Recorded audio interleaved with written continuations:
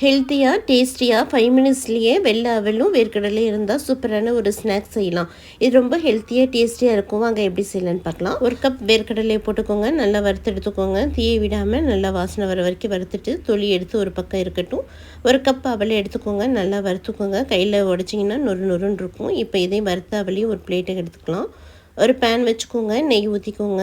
10-15 முந்திரி வேணும்னா போட்டுக்கலாம், இல்லைன்னா ஸ்கிப் பண்ணிக்கலாம். வேர்க்கடலையும் அவளையும் நல்லா ஆற வச்சுட்டு மிக்ஸி ஜாரில் 2 ஏலக்காவையும் போட்டுட்டு நல்லா பொடி பண்ணிட்டு வந்துடுங்க. அடுத்து இன்னொரு பேனில் அரை கப் வெல்லம், அரை கப் தண்ணி ஊற்றிக்கோங்க.